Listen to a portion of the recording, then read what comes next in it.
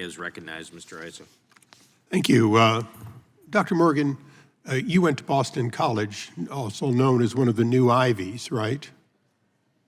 I did go to Boston College for law school. I have no idea whether it's called a new Ivy. Google says it is, and who else can we ask?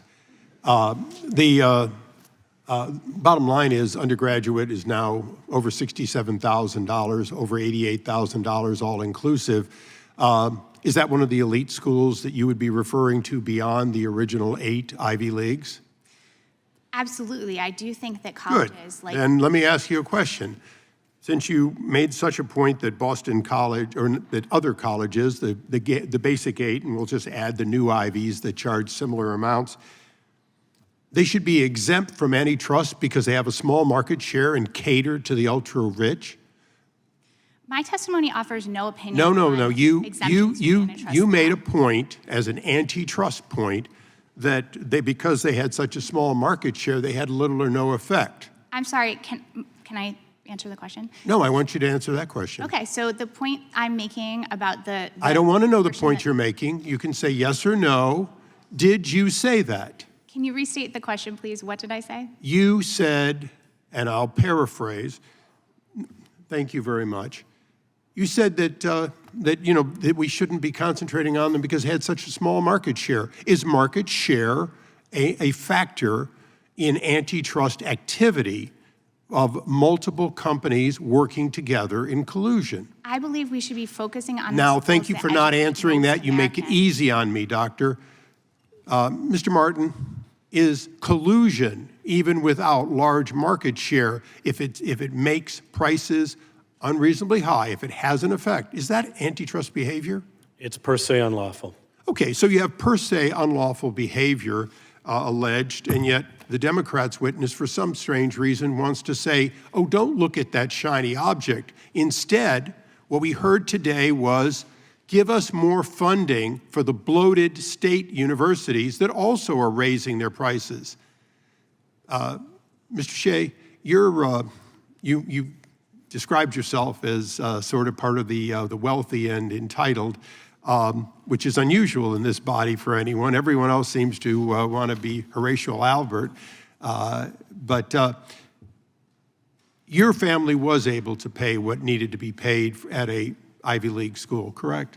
Right, and most Americans can't afford this, though. $93,000 a year, that's like 150% of the median American income. Okay, and the evidence that's being presented today is that the effect is not just Ivy League schools, but if you take away the subsidies being paid by other taxpayers, all universities are rising at very high rates because of these practices, including what you talked about, this massive amount of overhead, if you will, inefficient overhead by administrators.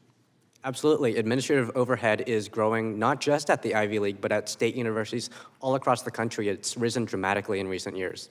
And Dr. Cooper, is it fair to say that one of the things you see among cartels, antitrust activity, and so on, is you see higher prices and less efficient, higher overhead? Isn't that kind of a hallmark when you give antitrust exemption? That's correct. We often see higher prices and higher profits. So for our witnesses, is it fair to say that if, in fact, we bring back real competition at all levels, at all universities, and as a result, we then would be able to drive down prices, drive up the efficiency, we could, in fact, allow more people to be able to leave college without burdensome debt? I think that's correct. We need more competition in higher education. Okay, so today's hearing is really about antitrust behavior by the most esteemed university. And Mr. Shea, I'm going to ask you a question. Is it your understanding as a rising junior, if I'm correct, that if you go to one of these great universities, the rest of your life, your career income is on average greater, isn't it? This is empirically true, is that if going to an Ivy League school can definitely raise your potential earnings, especially if you're from a low-income family. So, Mr. Martin, the tendency by the universities that will deliver the highest lifetime earning to restrict, to reduce, and as a result, to deny to the people who otherwise would have that opportunity. Isn't that one of the real detriments of this antitrust behavior? It should trouble us as antitrust lawyers. Thank you. I yield back. Gentleman yields back. Now recognize the ranking member for